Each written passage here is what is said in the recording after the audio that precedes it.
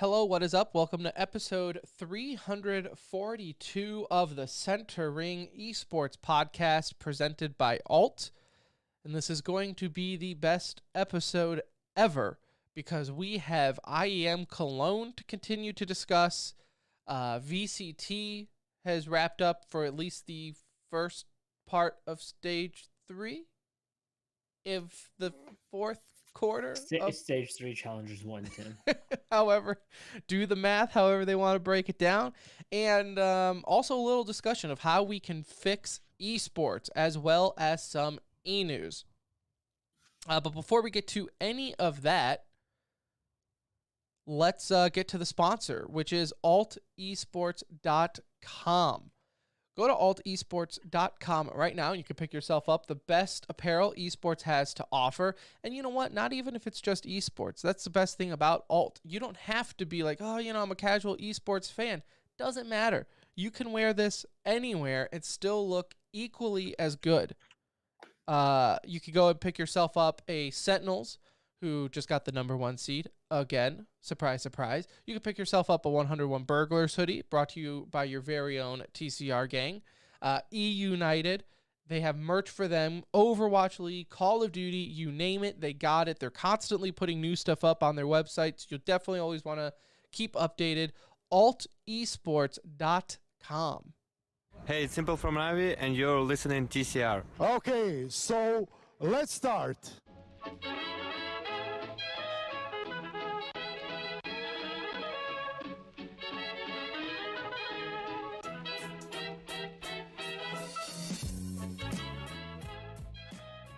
Hello and welcome back to another edition of the Center Ring, aka TCR, aka your favorite esports podcast, presented by Alt. Episode 342 coming to you live and or pre-recorded from an undisclosed location. The date is July 12th, 2021. The time 9:22 p.m. Central Time. Go ahead and follow us on Twitter at The Center Ring. Our website, tcr.gg, has all the Discord links and everything else you would like to know. As well, in our Twitter bio, if you want to support us on Patreon, the link is there as well. Not mandatory, but much appreciated. My name is Tim, and I will be your captain for this journey into esports. And alongside me, as always, is my best friend, my brown friend. It's Anuj. What's up? What's up, dude? Happy Monday, our favorite day of the week. Happy Monday. Good esports, good sports weekend in general. It really was. We had Wimbledon finals, Djokovic set history, Euro Cup, which we'll get to in a second. NBA finals. NBA Game 3. Stanley Cup, which was last episode, but nonetheless, parade was today. Good sports weekend. We had NASCAR in Atlanta, where the racetrack sucks and started falling apart mid-race. Good sports. Doesn't sound like a problem when you're going 200 miles an hour. No, flying asphalt into your car windshield at 200 miles an hour, not a big deal at all. Not a big deal. Also, very good esports weekend. It was a busy sports weekend. Sports pants were going crazy. I will say this. Nothing gives me joy in life. Few things, like I always love seeing I don't know why. Maybe it's because I'm a Detroit sports fan, so I live in it. But I love seeing other people's sorrows in sports. Nothing gets me giddy like seeing the overhyped fan base who is just so happy and overconfident of their situation get absolutely rained on. Get it handed to them a little bit. And we got to see that in the Euro Cup. Yeah, I was rooting for England in that game. Really? Though. Were you? Mm-hmm. Just because they've been bad for so long. See, that's why I still root for them to suck. Yeah, I mean, looking at how and we'll talk about this as you said, but looking at how they've treated their players, I'm happy they ended up losing the game ultimately. Well, that's true too. But I just love that overconfident fan base of, hey, it's coming, because they do it every time. England fans, I love you because you do it every single time. It's coming home. It's coming home. And I have to like Google, like, wait a minute, was that the finals? Nope. It's just like the first round of the tournament. Like, pump the brakes, people. Pump the brakes. So good on Italia for winning it. Stanley Cup. Did you see the parade today? I didn't see the parade. No. Dented I haven't watched shit. a sports parade in years, honestly. So I love Tampa parades because they do it on the water. So that's always fun Yeah. to see. Dented the shit out of the Stanley Cup, though. Are you serious? I mean, Bad? they have to send it back to Montreal for repairs because the whole cup aspect of it completely just dented. It's like I'm someone looking this up now. dropped it for sure. I'm sure if you look it up, Stanley Cup dent or something, I'm sure it'll pop up right away. But other than that, yeah, good sports weekend for one and all. It is. Oh, that's bad. Am I right? That's bad. That's they won't be getting a day each with that cup after that. No, that's That's gonna take some dude, that's like really bad. like I want to know what happened to it. It's like they beat it against the damn wall. That can't just be like a normal drop. That's got to be quite a drop. No, yeah, that's dropping it from the third story, maybe. Esports doesn't really have League of Legends as far as like iconic trophies. What are some good, like if we had a power rank trophies in esports? League of Legends, like the World's Trophy, Yeah, Cologne has like the cup thingy, like the almost like a yeah. chalice. It's either Cologne or is it Cologne or Katowice? I guess that's a problem if I don't know. Yeah, true. I like the ESL Pro League trophy now, but it's not necessarily iconic. Oh yeah, no, the Cologne trophy is nice. Is that the Yeah, cup one, right? Yeah, it's like the big cup. Yeah. I don't mind that one. But the thing is with esports, like sometimes even like mid-tier events have the most like glamorous trophies, and Right. it kind of takes away from like the trophies and in general, because every trophy is like was so overblown for so long Right. in terms of like, half of them broke before they were lifted, and so Overwatch League trophy, I feel like is pretty. It's iconic in the sense of like they don't change it, which I think is a key part of like if you want to be a good trophy, it needs to be one where you just stick with it. that can only happen in like leagues, though, Yeah, right? Like yeah. you can't get that in. Nothing beats the one. Which CS major was it? It was such an ugly trophy with the knives on it. Was that Columbus? Maybe. It was ugly though. I think it was one of those that broke though. Like it broke, like on the plane ride home for the team because it was such a fragilely made trophy that it just looks good on the stand. Right, but don't touch it because it will break. But Yeah. either way, esports will catch up with the trophy game soon enough. In time. Time creates the best trophies.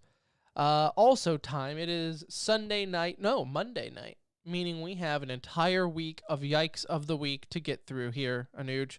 So let's get some out of the way. I will let you start with the first. Yeah, so beautiful game of Counter-Strike. The devs have recently been giving more, trying to give more updates, do a little bit more, obviously changing the map pool recently with Ancient, but it hasn't fixed the issue of competitive matchmaking. Now they have added a like non-competitive version recently, which was nice. People were pretty excited about that. But again, the issue ultimately remains with competitive matchmaking. It's been a problem. So CS:GO wanted to kind of release their fair play guidelines, Tim, and a couple things, just in case you didn't know: never cheat, never grief or verbally abuse your teammates or opponents, I'm out. never use any automation for any reason, and then in wingman and competitive play, just play to win and play the full match. And if we can just follow these guidelines, that's going to fix our problems. Now, I would like to say I agree. Okay, I want to start off by saying I do agree with that theory. However, you need to do things, you need to implement things into your game to make this achievable, because the player base is not excuse me, is not going to play by the rules.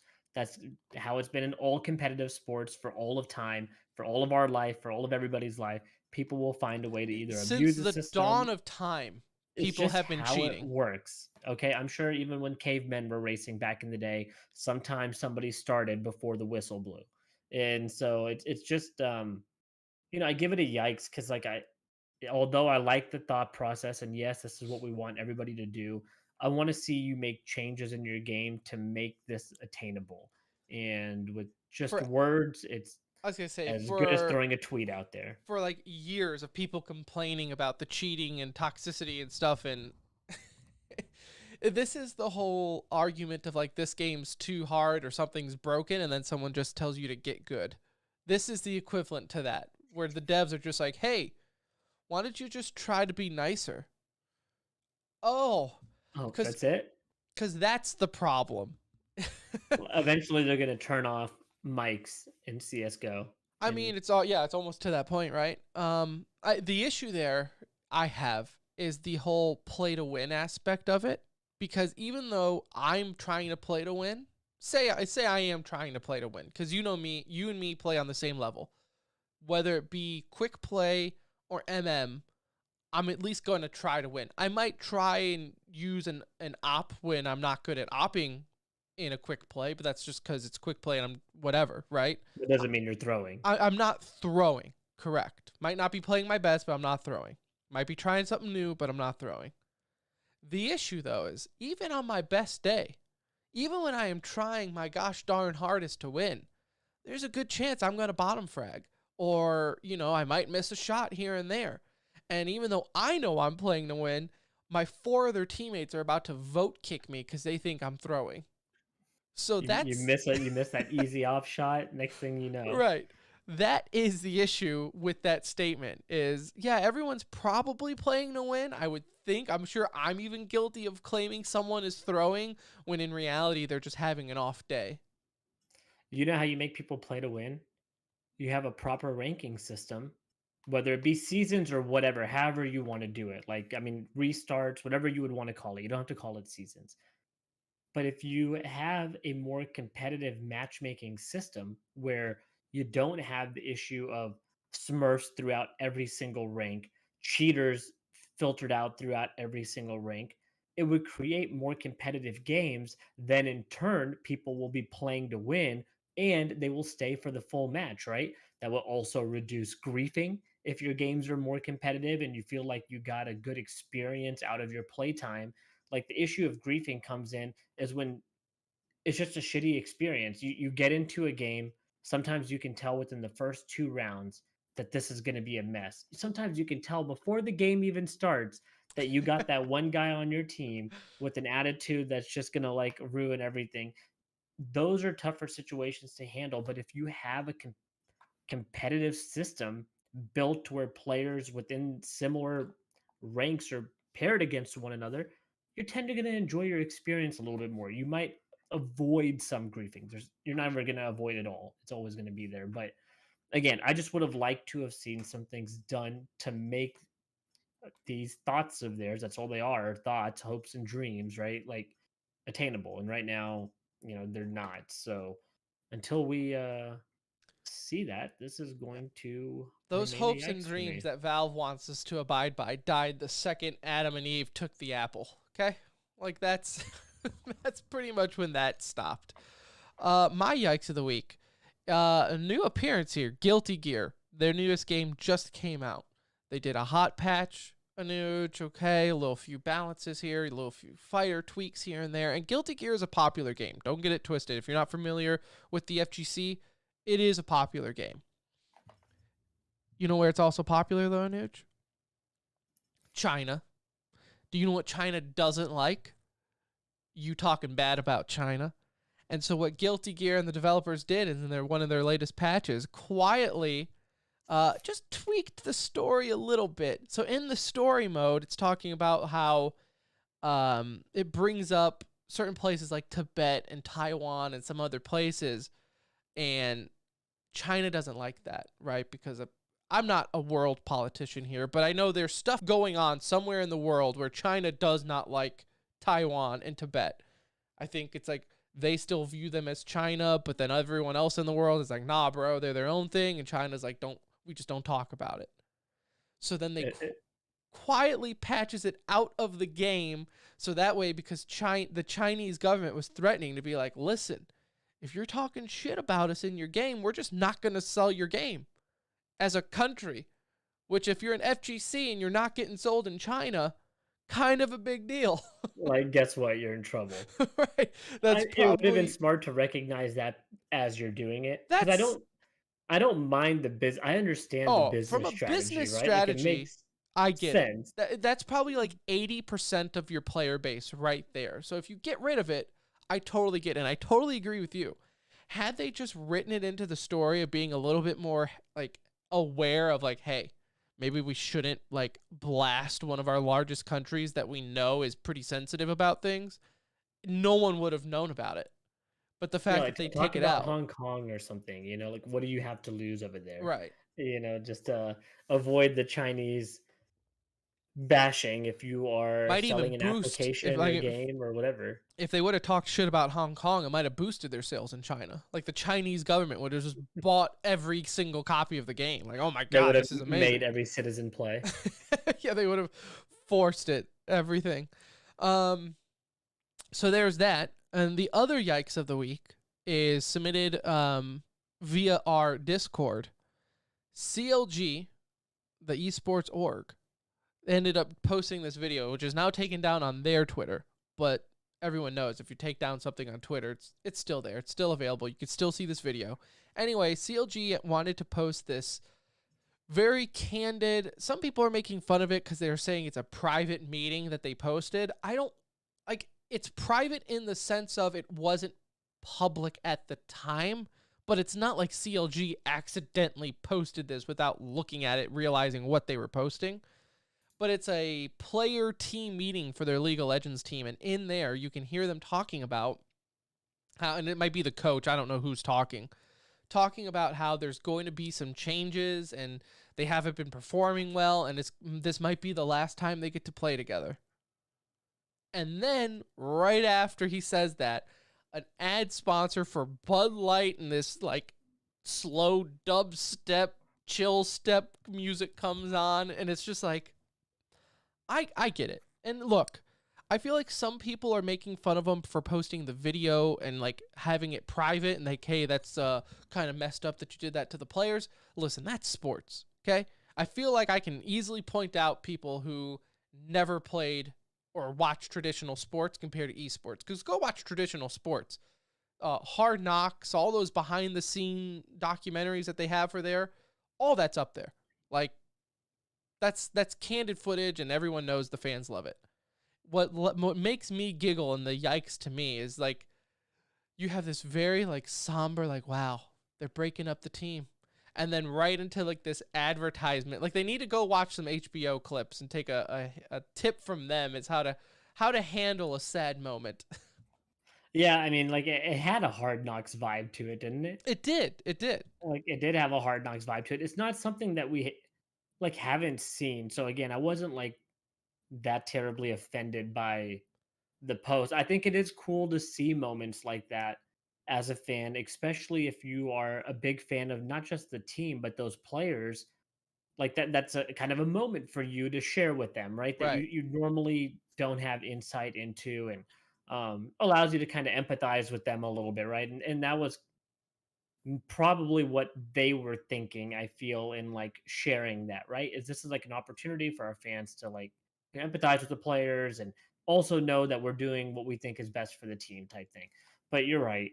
I mean, throwing the Bud Light ad there at the end, maybe they could have done like a fade to black with no music, like this moment was brought to you by Bud Light and just kind of left it at that. But they had the music and all that did put it over the top and made it feel a little cheesy and almost it just takes away from the moment. That's what it does. Like I don't think that's a bad moment to share though. Like it's Maybe hold on to it until like after the season, and then make like hey, we've gathered all this footage from the season. Now that the season's over, here you go, type of thing. Brought to yeah, you by Bud Light, and just not have it right, like right there. very This It's like definitely stood out this in that roster cut post. is brought to you by Bud Light.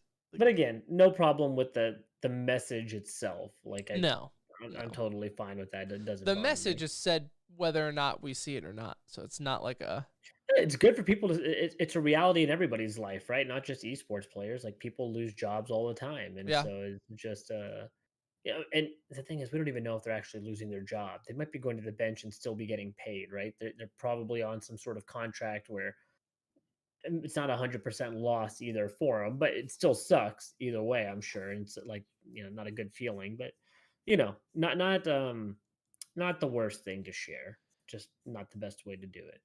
And on a happier note, we have some good dudes of the week to touch on.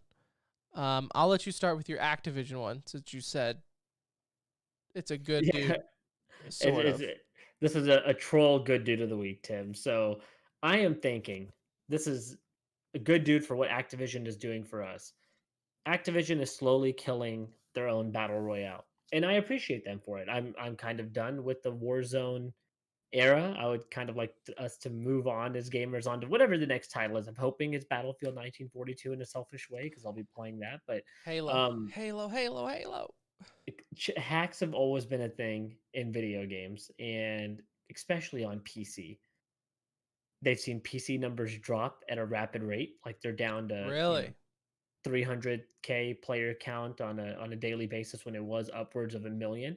And now you are seeing hacks being introduced into consoles. People have found a way to get your traditional aim bots and whatnot on these next gen consoles, and so they're going to be feeling that wrath and that pain just like us PC players do. And guess what? That's going to continue to lower the player count.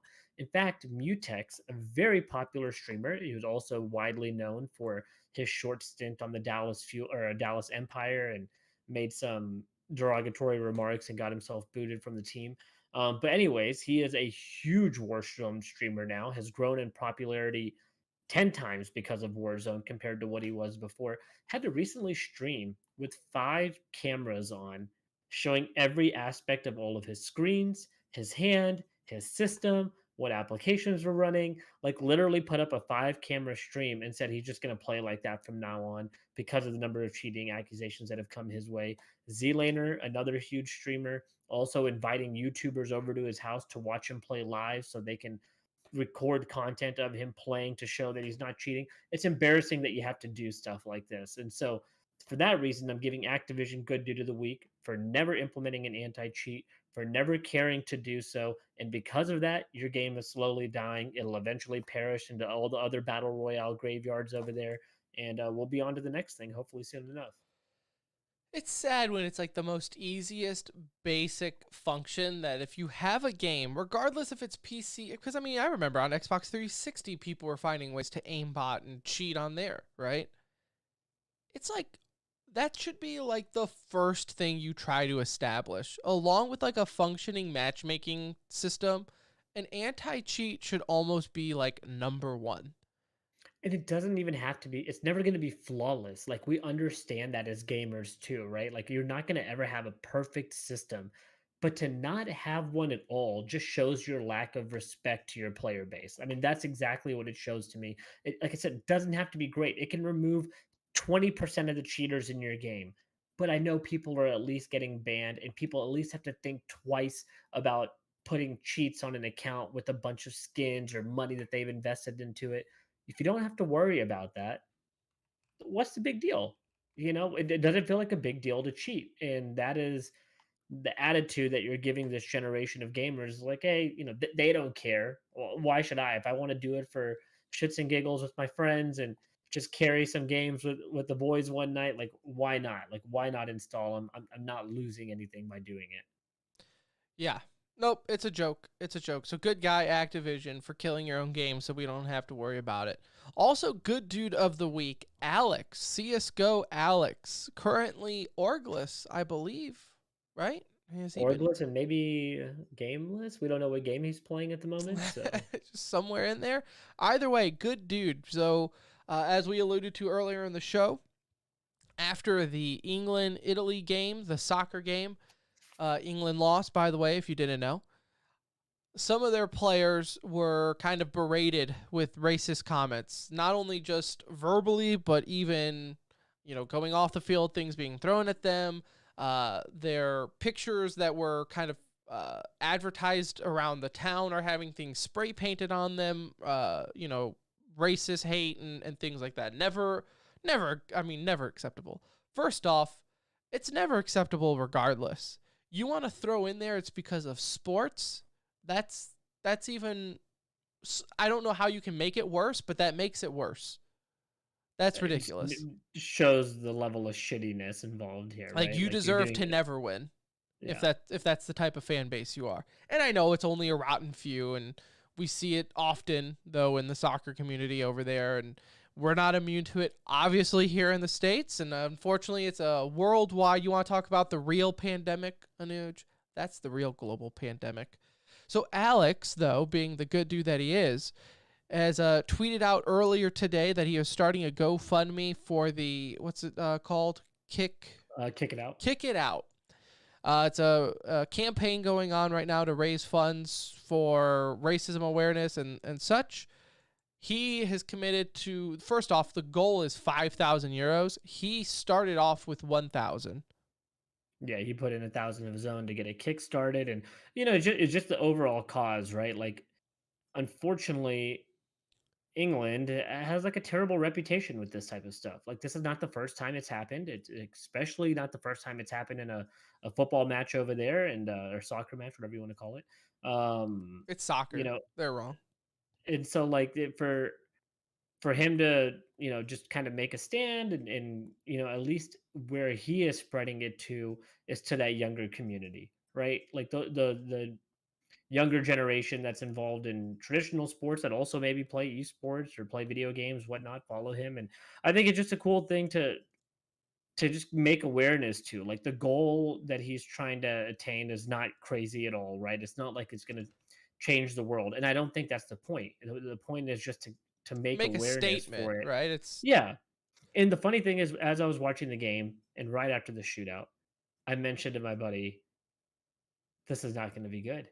Like, I knew exactly where this was going to go. The last three shooters were all African American, and and this was a coaching issue in like, they subbed people in at the 120th minute that had not played all game, and a 19-year-old to take the last shot, like, putting a lot of pressure on a bunch of kids here, and they have premier 19 level years old players. too. Like Yeah, some of them are 19, like 19, just 19 years crazy. old. And unfortunately, like I said, in English, soccer, it's been an issue, and I knew that this was gonna jump up and cause a scene. And now, with the way social media is, people are going to make sure everybody is aware of this is who you are. This is your representation, whether it's the small minority or the mass majority. Like, this is what's portrayed about you guys and to give the I know you said we're equally as bad. We are in several ways, and worse in other ways, right?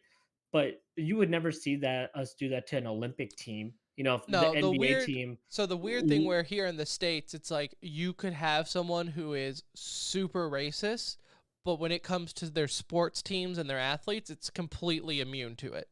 Like, we don't bring it 100%. into No, sports is you don't almost see the color in cure. sports. Right. Like, sports here in the States is almost like the cure for racism. Like, if anything, that's the only reason. The black dominated sports, right? Like, things like NASCAR, still an issue. Yeah. There's hockey, still an issue.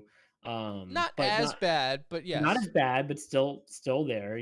But like in football, basketball, baseball, you don't really see these things pop up like you do in European soccer. So Yeah, no, and it's odd either way. So go to Alex's Twitter at CSGoAlex, and one of his first tweets right there. It's a big blue text post. You can see it. The link is there for his GoFundMe. Right now, the goal is 5,000. That should be easy peasy for the esports community to get behind. Kind of shocked right now. It's only at 1,220. Now, that might be because it's in euros, so I don't know if we can donate. I'm sure that's possible given technology. We'll check after the show. Maybe we'll do a donation in the name of the center ring. But so go ahead, donate if you feel like it, or don't. but it's for a good cause. And either way, Alex is a good dude of the week. All right, let's get into some VCT real quick as we had the first part of this stage wrap up. What are they? Please say the proper name. As we're of the having event. the Valorant Champions Tour 2021 North America Stage 3 Challengers 1 wrap up. Lovely. So this all, obviously we discussed this a little bit ago, as we were getting into kind of We talked more about the teams that we were like surprised didn't make it through, right? right. And now we're at this point where we're in the playoffs. We know all of these teams are going to be taking a spot in the main event, and now essentially what they're fighting for is the difference between being in challengers to main event or being in challengers to like challengers playoffs. So the top 4 get that direct invite. The bottom 4 from the playoffs get an invite to the main event, which is obviously a huge advantage in the way this process works. I mean, it's just such a long process to get to whatever stage 3 masters or whatever it would be called. I'm so lost on this whole thing. But yeah, that's what we're playing for. We're playing for a spot in the next set of main events. And so really, if you kind of took that top 4, this is the only flaw with this setup is once you've made that kind of that top 4, it doesn't really matter if you win. Yes, it from a player standpoint, they're going to want to win. Yeah, I'm a little different But for prize pool, but prize pool and I think like some seating stuff can be involved there. But at the end of the day, like you've kind of accomplished your goal of this particular stage. And so I think the biggest storyline throughout all of this part of the stage 3 challengers 1 run was Xset. They worked their way through. Obviously getting into the playoffs itself was great for them, but then from there, Tim, I mean, they're the first team to beat Sentinels in God knows how long in a best of 3, and took them out of the upper semis, dropping Sentinels into the lowers where couldn't tell you the last time they've been in that situation where they're playing in life or death matchups if it's not the finals, and so Xset, I think, kind of being the surprise story and making it all the way to the grand finals only to play Sentinels in a rematch and lose 3-1 there. They really kind of position themselves as a force to be reckoned with, right? Like this is a team that, oh, I mean, they have the ability to beat Sentinels in a best of 3. We haven't seen that before, so you can't take that away from them. And then obviously, pulling a map away in the grand finals, which I'm not sure if they started that series with a 1-0 lead. If I'm not mistaken, they did not. Yeah, no, they they won did on not. Haven. Yeah. And so, yeah, I mean, that's the biggest thing I take away, from this. But our top 4, just to kind of throw it out there, are going to be Sentinels being the top seed, followed by Xset, 100 Thieves, and then Envy. Which I I thought think Envy played very well. They had that new roster addition with Marv, which you and me both were kind of shocked. I think a lot of people, we weren't the only ones shocked by that roster change. But good on them. We don't typically see, like I've always brought it up too, especially in the VCT format, you just have such little room for adjustment when you're making a roster move that it almost has to work instantly or not at all. So would you say the roster move based on this one event was a successful roster move? Because I have a different take on this a little bit I here. mean, was it a success in the sense of they didn't perform any worse? Sure. Now, they were also getting top 4 before, though. So, Top 4, top 2 in most situations, right? Right. They were like So right there I fighting think for those. I will say this. As far as them qualifying, yes, it was a success. For a roster move to not affect it enough to where, you're still qualifying, perfect. All you With can ask probably for. limited practice, I would assume, right? Like Exactly. they, That's they what I'm couldn't have saying. had a ton of time. If you're Envy, this is all you could ask for right now. Get to the top 4, and we'll work on the little stuff when it gets to the bigger picture. Now, that being said, would they have gotten to this spot or even higher before? Yeah, I mean, I didn't think they were any worse off. Yeah, no, I mean, like the way I look at this roster move is okay, even if it was a lateral move, right? And I think that's the best that can be done. I might be wrong. I hope they prove me wrong. We'll see. But I do feel like it was at best a lateral move. And if I was Envy, the only way I would be making a move based on their previous performances was if I knew this move was potentially going to take me over the top to beat Sentinels. Because I looked at it as Sentinels, and then you have this second grouping of teams, whether that be 100 Thieves, Envy, version one, maybe Gen G can be thrown into that mix. There was that second grouping of teams that they kind of fell into. Now, Envy was probably at the upper end of that second tier, right? Where they were making finals, making semifinals, at least getting into the playoffs every single time and playing fairly well. I don't know if that move is going to jump them past a team like Sentinels. And in fact, I think the gap might have been widened between them and Sentinels, but they're still good enough to be at that top of that second grouping of teams. And so that's my fear for the roster move that Envy made. Not so much that, oh, I think Envy is going to suck now. No, I think they're going to be really good and compete. But I don't know if they close the gap on Sentinels. And that's the only way I would have been looking at making a move, is if I thought it bridged that gap. We're still very much in a wait and see process. But I think the only way that this can be proven to be a success is if they do beat Sentinels. Because if you lose to them, you were already doing that before. And I know that's always said it's hard to beat that number one team. That there's always going to be that legendary status team. And I think Sentinels is on the verge of achieving something like that. They have to close out this year with the champs win, Hmm. ultimately to kind of have that legendary status. But their run so far has been legendary. So it's a tough thing to do. I understand. I just don't know if they close the gap with the roster move, in my opinion. So it's very much so a wait and see moment for me. Um, and then lastly, 100 Thieves, Tim. Like 100 Thieves is a team that you and I both really like a lot. I think we both like the makeup and the composition of that team. And again, they're kind of teetering right there. Like they're just a little bit off. Now, again, you lose to Sentinels, but really you lost to where you lost this was to Xset in the upper final to have to play Sentinels in the lower final instead of securing your spot in the grand finals in that matchup. And those are the types of matches like I don't want to see them lose. Like I feel like they're too good to be losing that type of game. Like they need to be beating Xset, especially with the money that's probably being put into this roster. Expectations are going to be higher than Hmm. being third place. Um, but I like where they're headed. They look good. They don't play a traditional meta game. They kind of play what I feel works best for them. And I like that approach. And on the flip side, on the EU side, which I would be lying to you, Nuge, if I said I watched a whole lot of this, just given time zone changes and what's going on in life at that time. But just looking at the standings, EU's flipped upside down right now. You have in fifth, sixth place Fnatic and Team Liquid. Fnatic, who was second place at Iceland.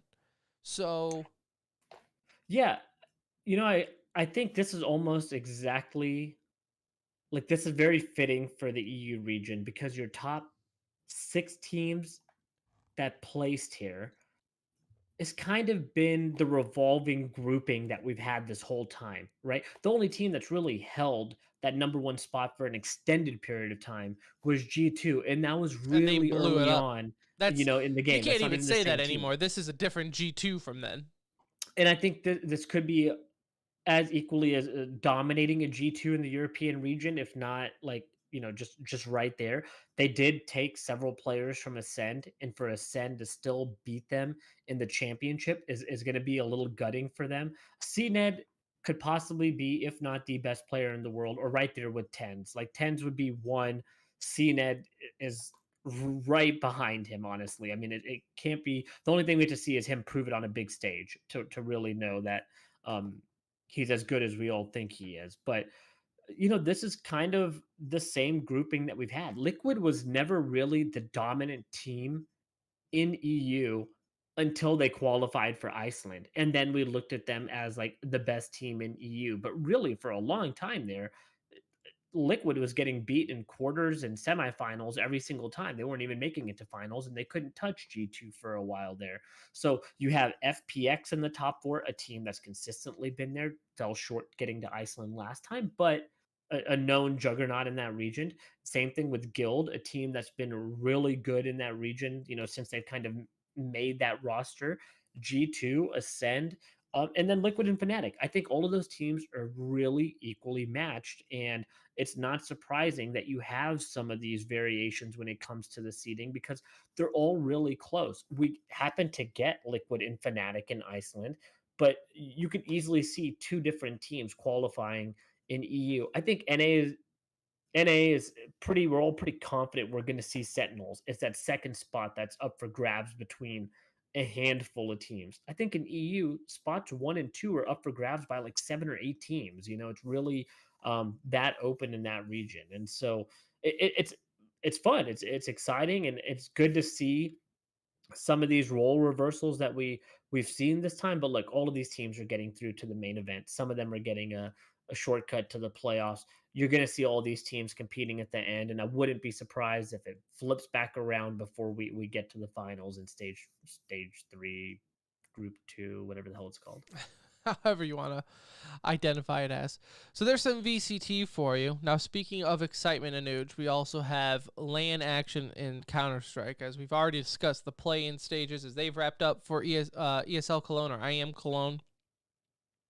And now, the whatever they call it, the bracket stage, is that what it is? Is that what the official... Yeah, so this was like the group stage. Group stage, thank you. That's wrapped up, and now we have playoffs. Now, just to set the stage, playoffs do not start until the 16th, which is Friday. So we will try our best to not discuss playoff and preview that until next episode because it sets it up perfectly to lead you into the weekend. But that being said, for group stage, we still had some stellar performances that we'd want to highlight, some teams that are no longer with us that I think are worth discussing. So let's get into that. And then afterwards, I want to discuss a little bit of this Tommy tweet as far as just a esports discussion, if you will. Yeah, so I mean, right off the bat, I think it's safe to say Simple is a good player. He's okay. He's not bad. He's not bad. Like, he's in the grouping of top 10, I would say at this point. At least top 10. At least top 10. This guy Tim is absolutely unbelievable. He posts a 1.52 rating for group play. I mean, that's some players' best map in their career would have a 1.52 rating, and he did it across a 9 map just across 9 maps. It's really insane to see when this guy is competing at the level that he's at, his just ability to take his team with him. Now he hasn't won that big one yet, that major yet, but there's really just nobody better than him. I don't even know if it's close. He's widened that gap from the likes of him, Zywu, Yeah. Device, like all the people in that conversation of best player in the world. It's not a conversation. Like it's really not. You can easily hand him the 2021 player of the year 7 months into the year. Even if he were to quit today, he would still take home player of the year. Right, just It's look at that the wide of a matchup. gap. Look at the matchup with Astralis, where say what you want about Astralis. Yeah, it's not old Astralis, but these are still professional Counter-Strike players, and you're still looking at guys like Zipnix and Dupree and Magix. Like, these are still high-tier quality players, right? So say what you want where Astralis is at currently as a team, but for the match as a total, Anuj, Simple posted a plus 41 KD for, what were the maps? Dust 2 and Ancient. And that's without even top fragging for Ancient. Yeah, not even top fragging on Ancient. Like on Dust 2, he in an overtime match, he put up 41, which is just an insane number. But he continues to do simple things. He's one person I can say like really just didn't fall off and got better every single year. Like it really reminds you of like just legendary status. You think of the greats, your Kobe Bryants, your Michael Jordans. You can translate that over to esports however you want, but those players, what made them so good is they just got better, right? Like you saw a glimpse of greatness early on. We saw that in Hellraisers. It got better when he went to Liquid, and we saw, okay, we're getting to like superstar level and making that play in the major with the double op shot, kind of started building on this simple legend.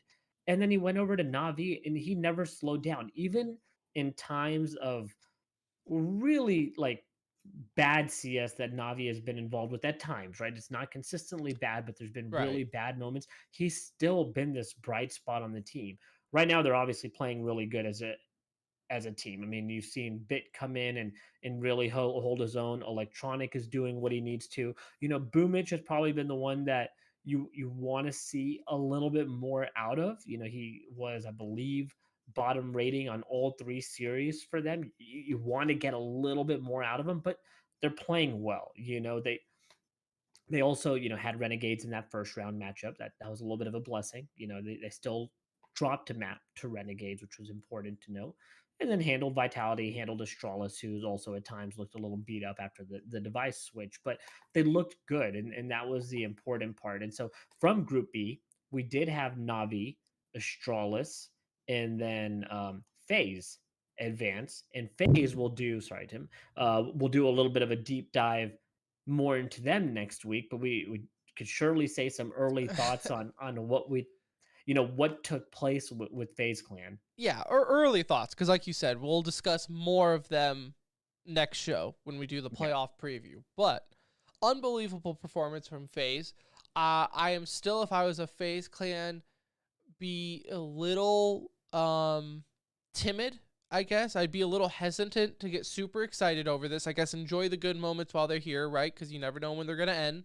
You And play Gambit on Friday, so that could be very well be the ending right there. fun fact: did you know this is the first time Kerrigan will play Gambit? I saw that tweet by him, and that surprised me. For as much Yeah, Counter Strike as that man has played, to never face off against Gambit is I saw the kind of same tweet. mind blowing. Yeah, so that's insane, and I'm happy for the players. FaZe Clan themselves can suck it, but I'm happy for the players. Yeah, I totally agree. Like it was a really good performance. This is funny because the tweet here that this team is built for LAN probably makes a little bit more sense with FaZe Clan than it did Cloud9. They have a very, very veteran team. And it was nice to see Twist be Twist. That's where I at least want to throw that out there is Twist.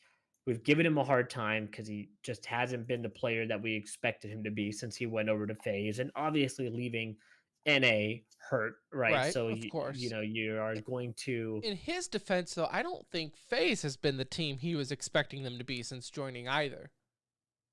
Yeah, I mean, obviously, Twist comes onto a team with Nico and Cold, and now both of them are gone, and you're playing with 30-year-old Olaf at this point, who has surprisingly done very well and must have listened to our last episode because he was making plays honestly like the Olaf at old at times, and it was really impressive to see. He wasn't ever their best player in these matches, but he was so effective, and it was just a good all-around performance by FaZe. And again, we'll kind of dive into them a little bit next week or next episode. But some of the dropouts from Group B that we should just quickly notate. We don't really have to go over them too much, but obviously we didn't see Furia get through. That was one of NA and SA's hopes.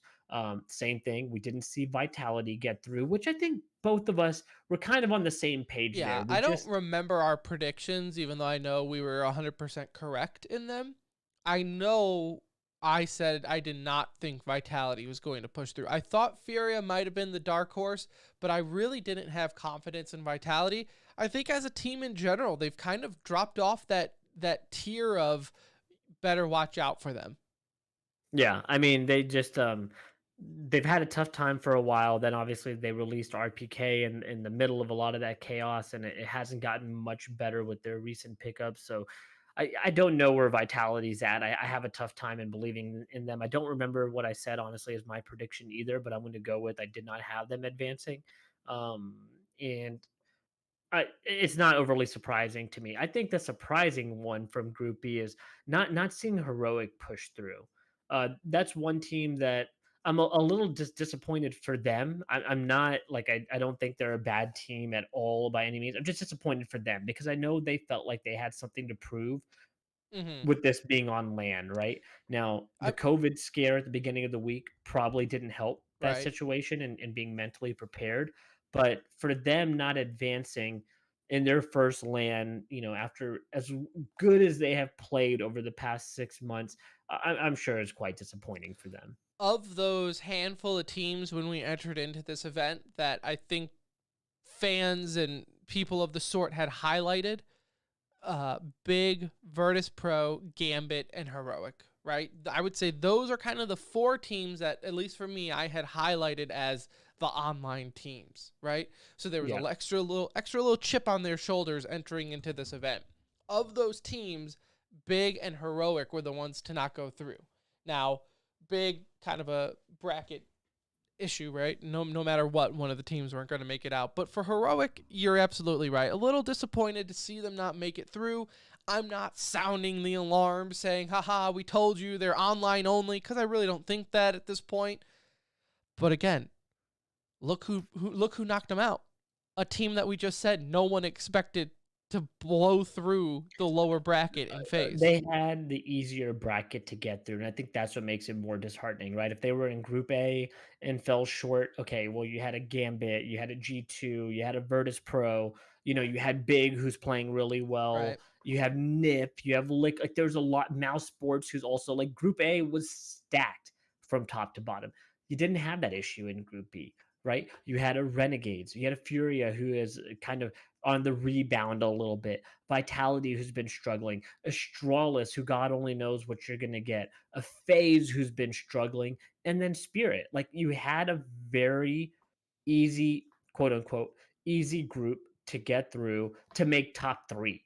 We're not saying you need to win that bracket because I do know like upsets can happen. You obviously have Navi in that bracket, but to make top three, I didn't think was asking too much. So that's what makes it a little disheartening if I were a heroic player. But I would look, say I'm a little bit more upset about the Astralis 2-0 than I am about the Phase 2-1 if I'm Yeah, Heroic. yeah, because at that point, FaZe had been playing well the previous couple matchups. Obviously, FaZe getting bumped by Astralis 2-0 in that first round. But then you saw like that 2-0 win for FaZe against Vitality, and it was kind of like okay, uh-oh, like did they find something? Like did something kind of click just now? And so, to drop to them, you lost to a hot team, but you should have never been in that situation. You should have won the Danish Derby and beat Astralis instead of getting bounced 2-0 in fairly easy fashion. I mean, Dupree obviously was playing at a godlike level, but um disappointing for Heroic. For On Group A, if we're flipping the page over to them, the yeah. teams that you had proceed G2, Gambit, Virtus Pro. I will own up to this. I do remember one prediction I said, and that's that I would not bet my life on G2. Not to say that I think G2 is a bad team. This is exactly what I expected from G2. Exactly what I would expect.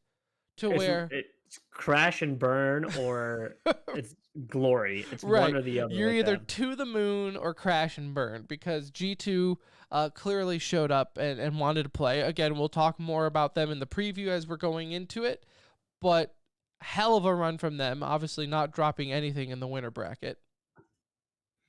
Yeah, I mean, impressive performance. Nico was Nico. That was really the difference, right? Nico against Complexity, Nico against Big.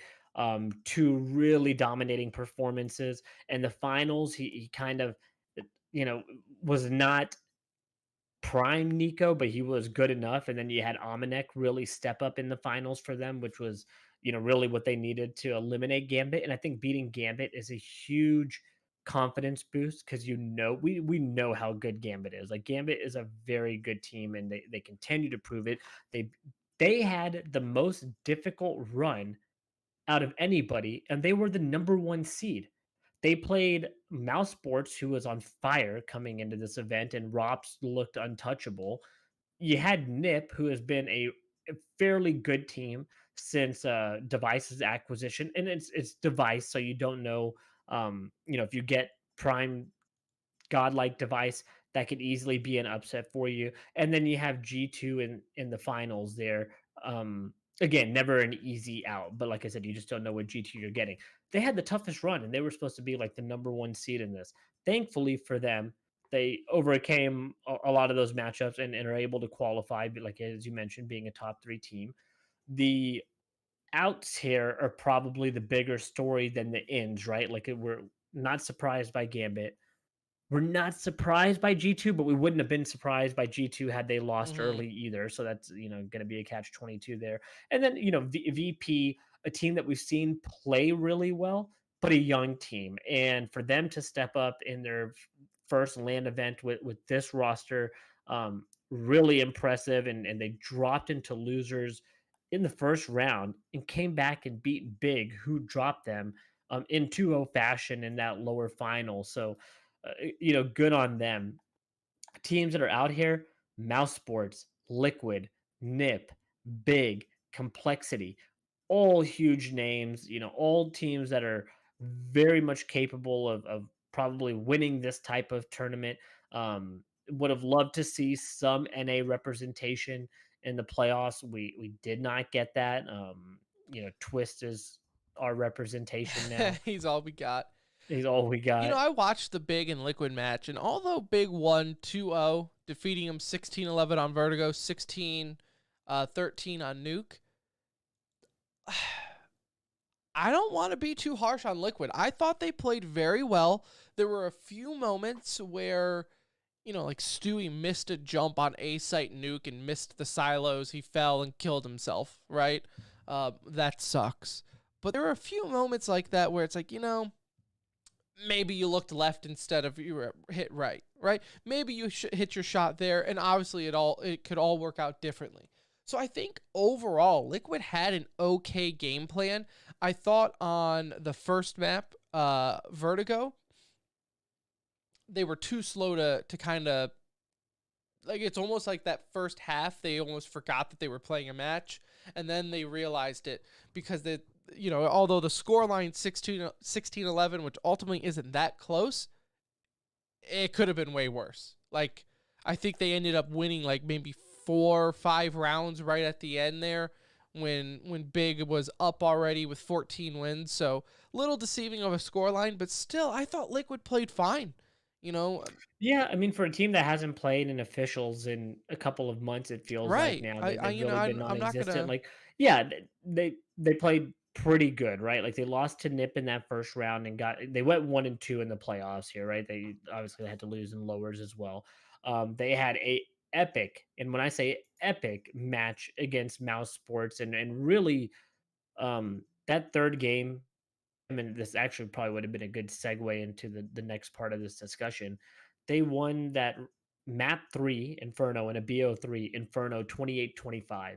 And that was kind of like heart-stopping overtime matchup because it was really just play after play being made to clutch up rounds and just some awesome Counter Strike. And Rops was doing everything he could, and literally everything he could possibly do to carry that team to a victory there. And they fell a little short, and Liquid was able to advance. And you're right, Liquid had moments that made you believe they're a really good team. At the end of the day, they're going to have to just prove it again, though. Like right now, they're really in a prove it mode. They're sitting at 15 in the world, I believe, and they are long ways away from number one, I feel. But yes, I this I think was they a looked good. confidence builder, which I think for Liquid as a team that's what they need right now is confidence. If you're if you're on Liquid, that's all you're looking for right now. Right? Don't hang your head on the loss, but look for the little victories within that loss, and that's how you can build that confidence up. And I think there's enough there for how they left this event. Yeah. Other than that, like we said, other than that, we have a pretty good playoff to look forward to discussing next time. Astralis, VP, Gambit, FaZe, and then G2 Navi waiting for them in the semis, which, again, we will discuss Wednesday night for Thursday's show. Now, one thing, though, I wanted to discuss here, and it's just to kind of branch off the IEM Cologne discussion, was Tommy on Twitter. Which, Do you know enough to explain his background?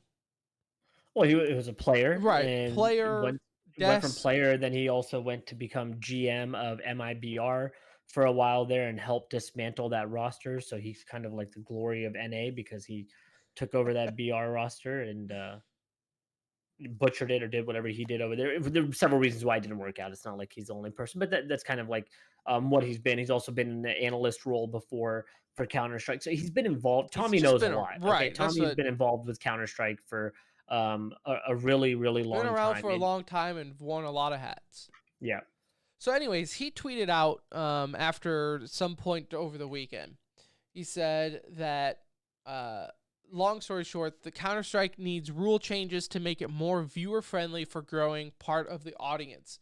And then he brings up, for an example, with the Astralis versus FaZe on Nuke only. The actual game was 1 hour, 14 minutes and some seconds. Freeze time, 15 minutes. Total game, hour and a half.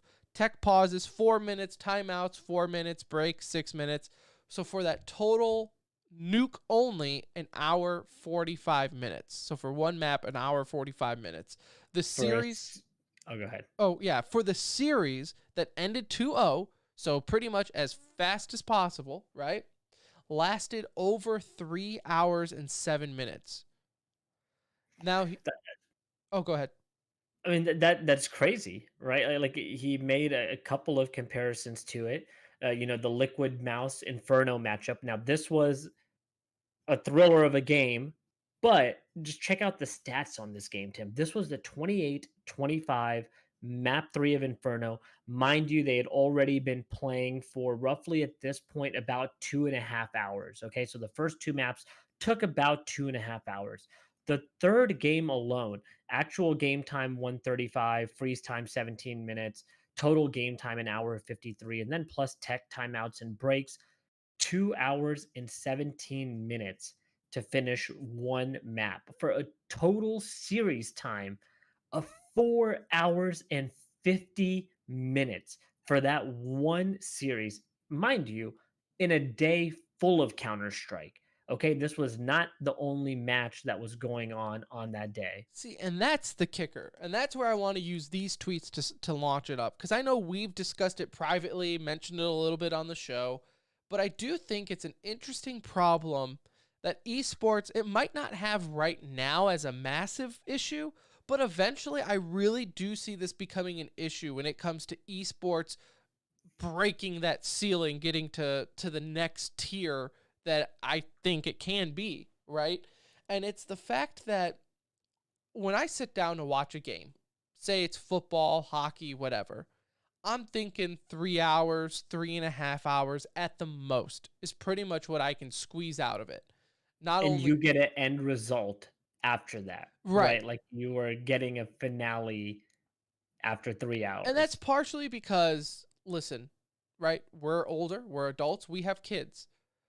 That's about as long as we can convince our wives to let us sit and watch a game for the most part uninterrupted and enjoy it, actually watch it, and then move on with our duties of the day to pick up from there.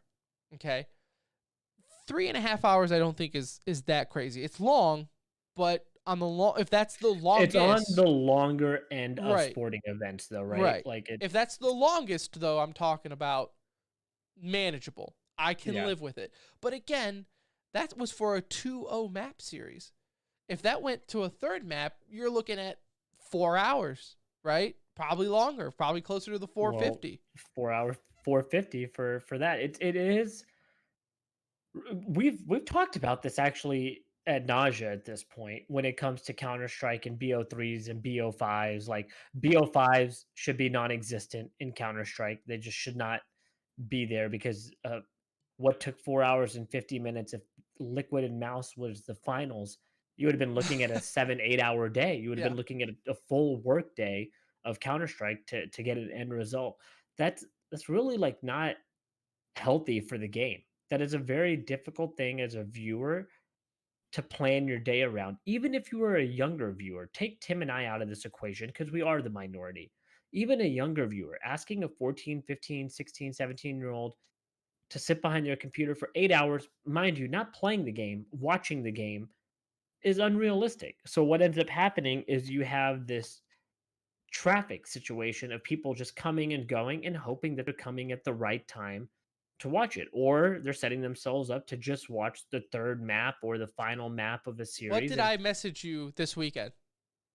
I messaged you saying, I swear to God, every time I turn on the stream, the match is not going on. Because I was in that situation where it's like, okay, I watched one match in the morning. I cannot sit down to watch a full one, so I just want to tune in when I can. But every time it's like I just drew the short straw and the match was during a break or something like that.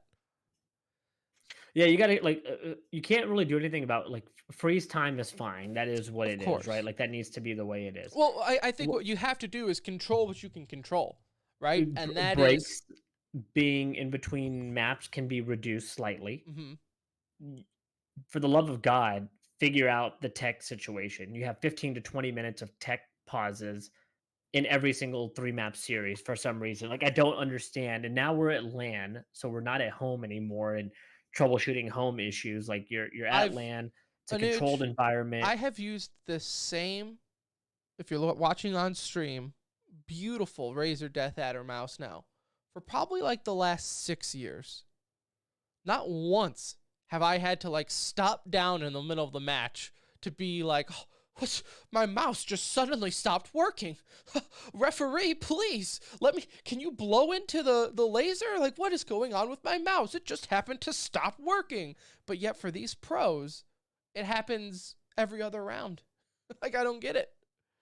Yeah, like you can things that you can adjust because Counter Strike would have to make a large scale adjustment to fix this issue. Because even reducing tech delays, let's say you take out that 15-20 minutes, that would be nice. But there's still other stoppages and commercial breaks and things. I saw a good, somebody had mentioned like possibly a picture in picture type situation for commercials, and Right. just have them briefly show up during a match and time it to where it's not as big of a nuisance. That is an option.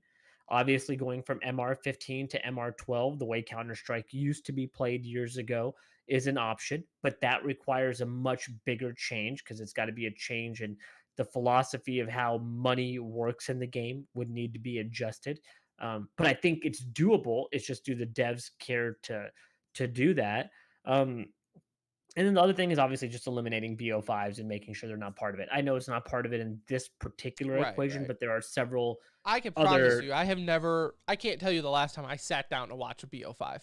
Like, I wait for it to be an elimination game and then I'll tune in. I don't have right. time for map one I'm and watching two. highlights on that one. Like, I'm Yeah, going back like to it's speed watch it. seriously what it is. And then obviously overtime probably needs to be adjusted more than anything because overtime does take a obnoxiously long time. And the way Valorant does it with the whole win by 2 kind of situation, can put a very quick end to overtime and be done in 2 rounds, or it can be extended, but usually it is the latter half to where it is done earlier rather than later. Right. And so And there like I are said, options I'm out there. okay with the one-offs, right? I'm okay with this was an epic overtime game and it went in for another 30 minutes or an hour and man, can you believe it? I'm fine with that. But when But Counter Strike has a lot of overtime it has matches. a lot of overtime, they're long in general, even without overtime. And I know there are some listeners right now saying like, well, you guys are just boomers. You don't understand. Just watch the game. Everyone can watch. No. When I say watch it, and this is where I say it's going to be a problem eventually, when real big time advertisers come in. I'm not talking about your G Fuel or the same 4 sponsors that we see every event. I'm talking like actual advertisers where you're going to have to implement commercial breaks. God forbid we actually have real commercial breaks during these events, and we're looking at 5 hours on the regular 2-0 map because you have to take, breaks for sponsors and commercials, and that's how you pay the bills. Like, this is where it's going to become an issue.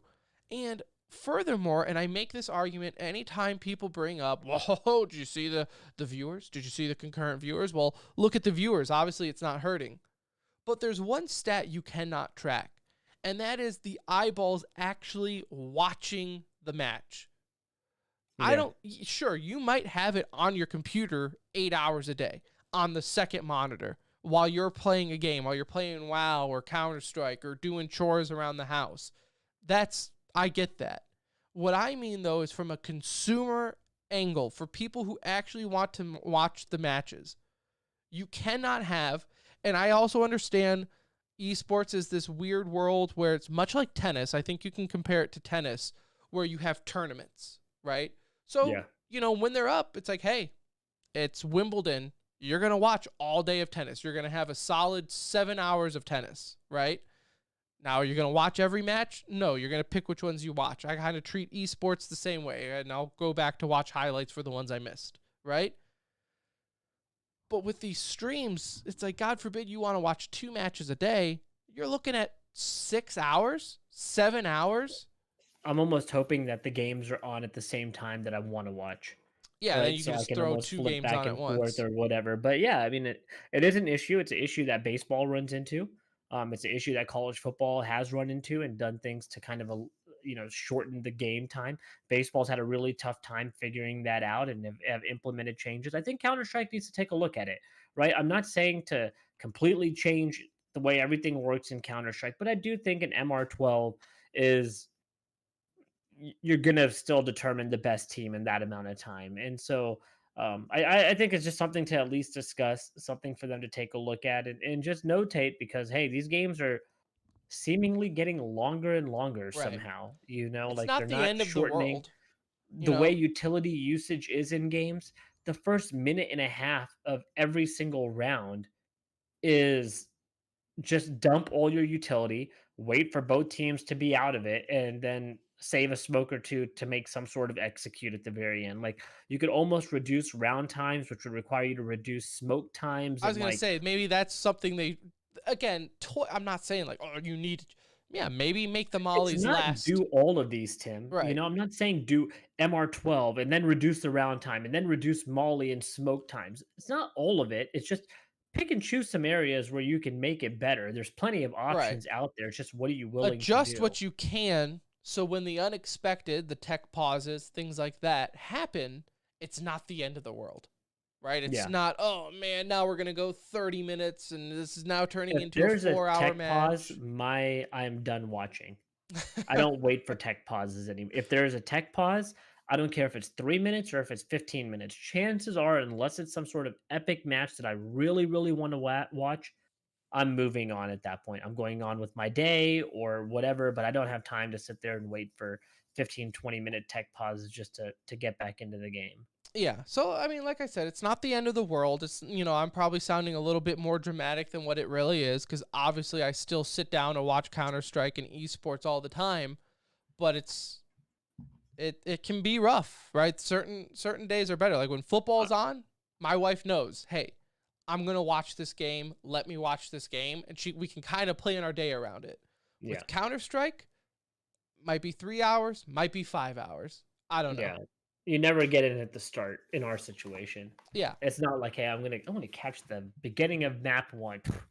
Please. I'll come back around mid map 2, maybe, depending on what the score line is, Right. So it is what it is. So hopefully something happens. I doubt it because Valve is looking at it as a non-issue for them. Like they don't care about that part. So it's the TOs. It's honestly TOs that are going to have to be pushing that, right? When their numbers start hurting or sponsorships or whatnot, that's when they're going to have to put the pressure on Valve. So. It's like the TOs have more power and influence over the game than the actual developer does. Sad but true. Sad but true. All right, so there I have it. Some CSGO talk just in general. Let's get into some e-news. But before we do that, brought to you by Philly Esports. We have talked about how they are doing their summer series. Well, a news coming up July 17th. They are doing their Rocket League event, I believe, right? Rocket League, did I get that right? Yep. Rocket League event for Philly Esports, $10K with a $2,000 prize pool. $2,000 3v3 Rocket League tournament hosted by the U.S. Army on Saturday, July 17th, starting at 12 p.m. Eastern. Now, Anuj, you're saying, wow, a $2,000 prize pool, that's got to be like, what, a $50, $100 sign-up? Wrong. It is a free online event. You don't even have to travel for this. So get 2 of your buddies. You sign up for a free $2,000 3v3 Rocket League event. Play it at your house. Win some money. What more can you ask for? You go to phillyesports.net right now to sign up for that. And while you're there, check out their other series coming up for the months of September and August, Valorant and Call of Duty. So go check it out, phillyesports.net. All right, e-news. Let's knock out some e-news. In nothing really to go with CSGO, obviously, as we just discussed it all, but in Overwatch, the Summer Showdown has been finished, or at least now we know who's going to be in the finals. In Hawaii, Dallas is returning for a 3rd straight time. Chengdu Hunters. Up some air mileage there. And hopefully they just rented a timeshare or something at this point. Like, probably be cheaper. Maybe Envy will just move their base out there. Maybe they'll ditch Dallas and they'll just become the worst idea. The Hawaiian Fuel. Chengdu, Atlanta, and Shanghai Dragons are there once again. A little fun fact, though, with the Overwatch League happening this weekend. Obviously, Dallas had their homestand, but Shanghai, I believe it was Shanghai, also had their home event. So in one day, this is one of the neat things with these global leagues. I know we poke fun at the Overwatch League a lot, rightfully so, too. But it is neat to see, like, hosting a league event in one end of the world and on the opposite side on the same day. We kind of figured out why the time was the way it was over here, because they were hosting a live event at the same time over there for the matchup. So kind of cool how they did that. Yeah, so neat how esports bring the world together.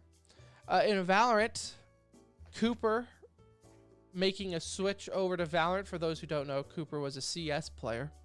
Yeah, Freakazoid's brother, and obviously had made a name for himself as an up-and-comer, and I know we talked about him potentially joining C9's roster. We thought that might be happening at one point, and a really good young NA talent, and that's kind of the note to take from here, is another NA talent making the switch over to Valorant. And there was a couple other announcements that I actually didn't save. A bunch of Tier 2 players making announcements, and Cooper, I think, is a Tier 1 player, but a bunch of Tier 2 players making announcements of their switch over to Valorant recently, and the exodus continues.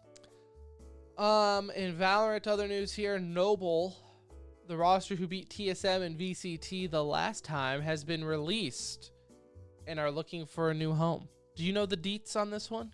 I don't. I mean, I think it's the roster was playing well, so it's unusual, and hopefully they're able to stay together, because I think the fear now is they get picked apart and all kind of go their separate ways. But it was a good up-and-coming roster, and you hate to see it be broken up so quickly. In sad news, former Call of Duty mobile player for Exit, Henry, has passed away earlier today. As far as I know, no real news on how or what, but either way, regardless, stay hard, Henry.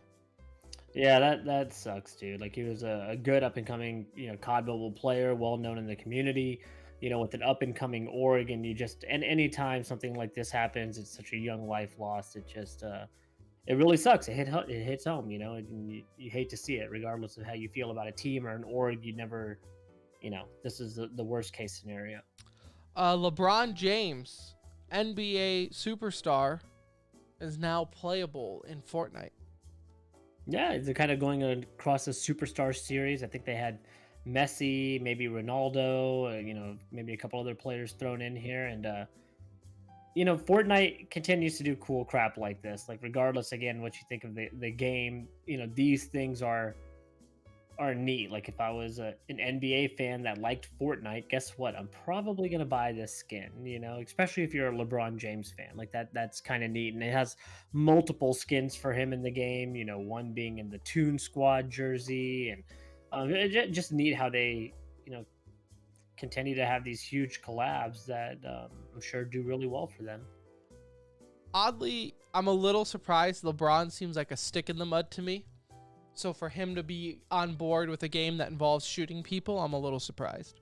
He got like a little 15-year-old kid that plays Fortnite. I know, but every time he has to speak up on anything social-wise, he just seems like such a stick in the mud about everything. So, a little surprised, but at the same time, probably wouldn't be as surprised if I saw the paycheck he was getting for it. So that could probably change his mind. True.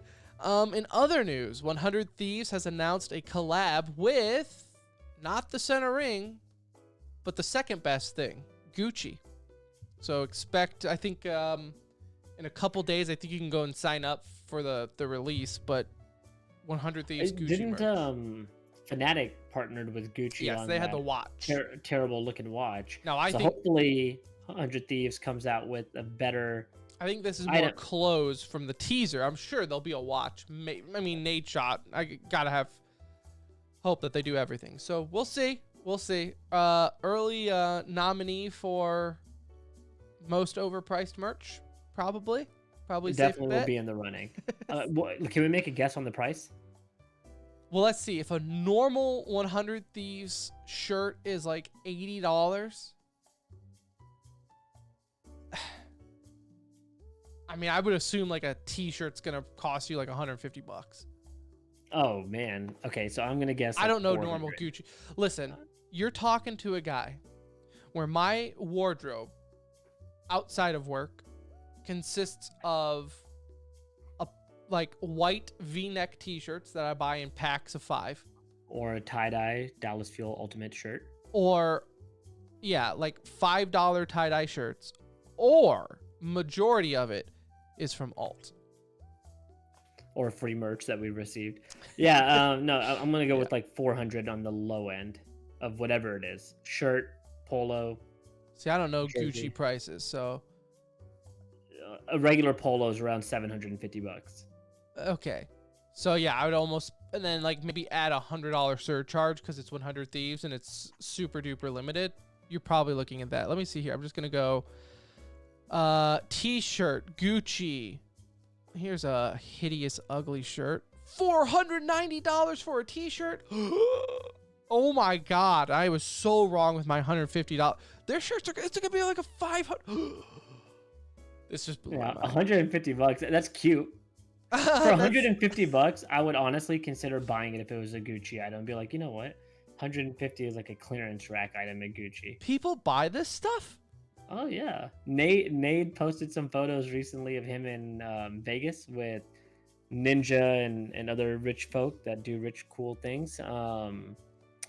He was wearing a couple different Gucci shirts, and I think like his polo cost like $750. His long sleeve polo type thing is like around $900. So it's like it's up there. Oh my god, none of it's really that good looking either. It's weird.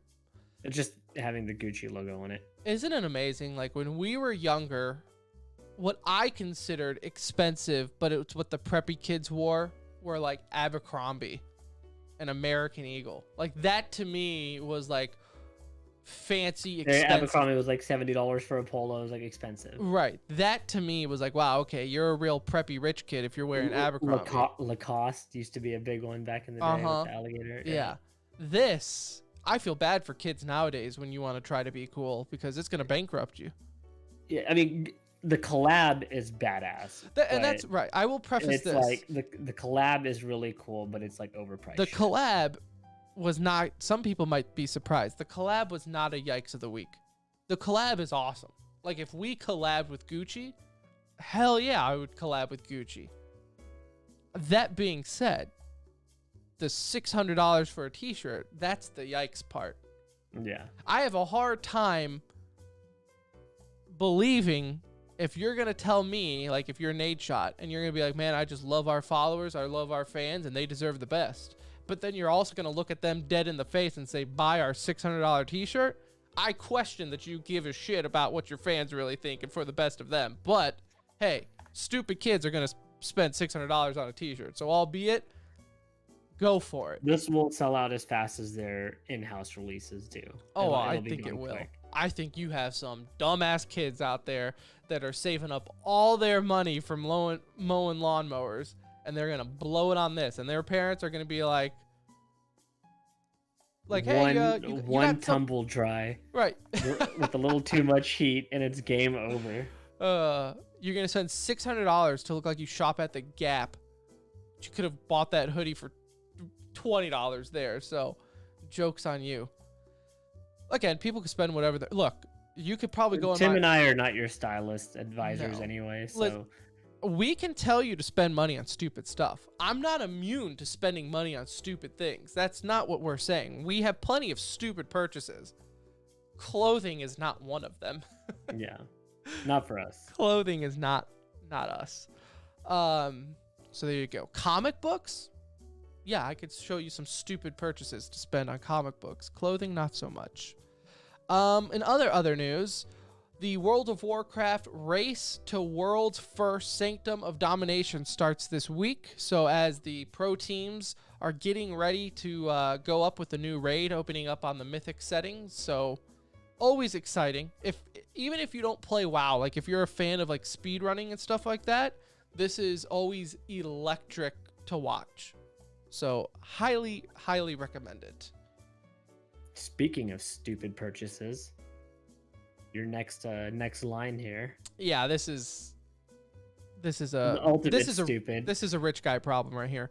An unopened Mario 64 graded at a 9.8, which is about as perfect as you can get in the grading world, sells for $1.5 million. I knew we would have a game break 1 million. Never in my wildest dreams did I think it would be Mario 64. 64. Like not even like OG Pong. That's or, like you know? not even that old. It's old, but it's not that old. came Like out you in the could still 90s. find N64s to play this system on, or this game on, pretty comfortably.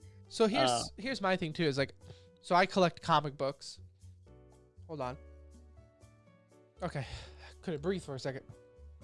I collect comic books, and if you follow me on Twitter, sometimes I'll tweet. But it's like, there's a thing like where, if you're a collector, collecting back in like the 50s wasn't like as prevalent, right? So when you find something from the 50s or the 60s or 70s that is in really nice condition, it's like, wow, that's really good. When you find stuff from like the 90s and stuff in comics, it drastically lowers the price, because it's like, nowadays, as soon as I get a comic, even if it's like a not popular one, I put that shit in a bag, I board it up, I put it in like a box where no sun will touch it, and it will last perfect condition forever. So yeah, that's like this. 1.5 million. Seems dumb. That's a stupid purchase. Seems like you overpaid. Just by like a million or so. Sounds like someone has too much money. That's what that is. That guy will also buy a 100 Thieves Gucci t-shirt. 100%. The same guy who spent $500,000 on a game that was out in the 90s will also buy a 100 Thieves Gucci shirt. Also, if you are one of the 10 people that play Raid of Shadow Legends, you're in luck, because you can now play as Ninja in like a dark angel demon looking thing. Looks pretty badass. Like his character, like that would be pretty sweet. I don't know much about the game, but I don't either. I know I see it advertising on Twitch. Yeah, but I'd be lying to you if I even listened to half a second of a Twitch advertising. but still cool. Like of course. I mean, that would be neat. So that makes him at least, in how many games? Fortnite and this I know are at least playable. He might make special cameo appearances and other stuff, but still. I saw some pictures of Ninja recently. He's looking like a little pale, looking a little dead out there. Like, how can he look more like pale than what he did? I saw a picture. I was like, does he have makeup on and look like this, or just how can Ninja already looked like a zombie? How can he look worse? Let me look here. I mean, he is a ghost. Need to get a little bit of sun. He is a ghost. The tone of his skin is a new shade of white. That is he looks like Edward from Twilight. I think everybody should have guessed that the Gucci collab was happening. It's funny, I just went to Ninja's page and he posted a picture with him, Courage, Tim the Tatman, and Symphony, all kind of loosely affiliated with one another, obviously, with Nate Shot and Courage being part of it. They're all wearing Gucci stuff. Everybody's got a Gucci bag, Gucci shirts, Gucci jacket, Gucci watch, Gucci everything. Probably should have seen this coming. Just got the Gucci gift bag. Good for them. Again, I'm not knocking. I understand the clout that comes with like Gucci and that. I'm just saying, if you're a normal dude, don't do it. Just don't. Buy yourself something If better. you're using a full paycheck on one item, it's a little rough. Yeah. I don't care how young you are and what bills you don't have. Don't do it. Because you know what? When you're older and you're in your 30s and you look back in life, you will be like, damn, that was stupid. I have a lot of those. I could name you right now stupid purchases I made when I was a kid. Just don't do it. Little life lesson from your boomer podcast hosts. But that will do it for this episode of The Center Ring, aka TCR, aka your favorite esports podcast, brought to you by Alt. Episode 342, it's done. It's in the books. Thank you so much for listening. Whether you listen to the whole thing or skipped around, love you all the same. We will be back Wednesday night to discuss Cologne playoff predictions and whatever else happens in the world of esports. Follow us on Twitter at The Center Ring and join our Discord. Be a part of the conversation. And do whatever you must to make sure that we live on into perpetuity. But that will do it for this episode of The Center Ring. For Anuj, I'm Tim. We'll see ya.